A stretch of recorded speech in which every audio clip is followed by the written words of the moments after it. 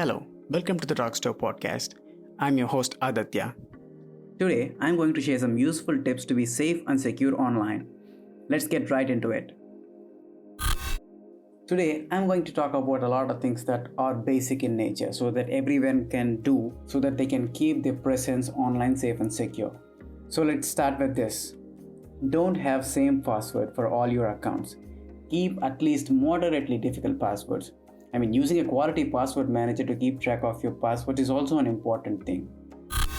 Try to have two-factor authentications for all your accounts. Let it be either a TOTP like Authy, Google Authenticator, Microsoft Authenticator, or an SMS OTP. My personal suggestion is to go for a TOTP as it changes every 30 seconds. Not like SMS where it is less secure compared to the time-based OTP, which is also known as TOTP. If you want more information about TOTP, check the link in the description. When you're browsing, try to browse using guest mode when you're not using your personal system. Try to separate your personal data and others.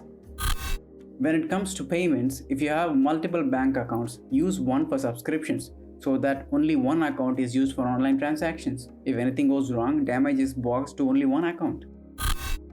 The next thing is, even if it is your own computer, always log off from all your accounts when you are about to shut down. Periodically change passwords. If you are using a password manager, then make sure you know your master password properly so that you won't lose access to all your passwords. Touch ID and Face ID are very good technologies, but their usage can make you forget passwords.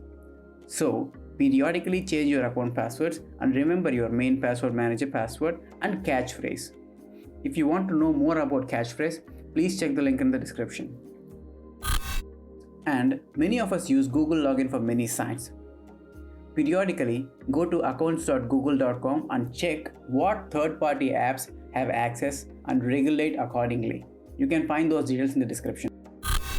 Many already know, but I would like to point out that Google records your app activity and phone activity.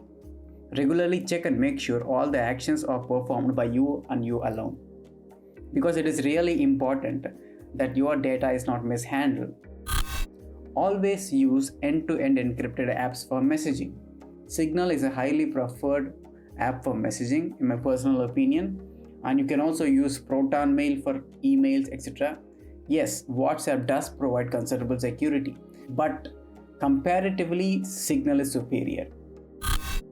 When you're using WhatsApp, always have a reminder that you have to check the accounts which are using with WhatsApp web, because there can be multiple sessions active with your WhatsApp without you knowing using the WhatsApp web option. Now, WhatsApp also introduced multi-device support, so it's always better to keep a track of those because you can avoid your data being mishandled by some other person.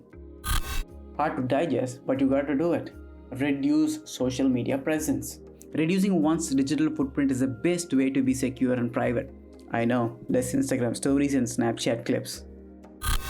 There is always a popular saying, if something is free, then you are the product. If you are using services for free, then there is always a catch. Google gets a bunch of its revenue via ads, and all its services are free. Do you know that you cannot use AdBlock on Chrome mobile app? Always download applications and files only from the reputed and genuine sources. Try to get premium subscriptions even though they are a little pricey. To get the most affordable plans, try to share with friends and family so you can get good deals. And this is important for many people. Please just don't click on links without knowing the sender. And the next thing is, don't believe in WhatsApp fake forwards. Always try to get credible information from credible sources. Yes, there is a lot of fake information available on the internet, but it is up to you that you have to take care and you have to be responsible enough to make sure that the information that you are sharing is credible. And the other thing that should be considered while using a mail is always turn off auto download images, because sometimes even just opening the mail can result in the arbitrary code downloading and it could run on your system. If you are using a public Wi-Fi, a VPN is always recommended. Don't think that only paid ones are good. Yes, there are a lot of crappy services and apps which are just very bad to the service they provide, and they have a lot of restrictions. But I will give you one solution for you. Proton VPN. It's free, it has no bandwidth limit. It's from the best makers of Proton Mail. Yes, it has different tiers, but the basic free version is more than enough for securely browsing internet. Always using a VPN is recommended, but media content access will become tricky. In India, Hotstar app, for instance, won't even allow you to open the app when the VPN is on. And last but not least, always, please for the love of God, always have a latest software update on your devices. I hope these practices make your online presence more secure and private. I'll share many more in future episodes.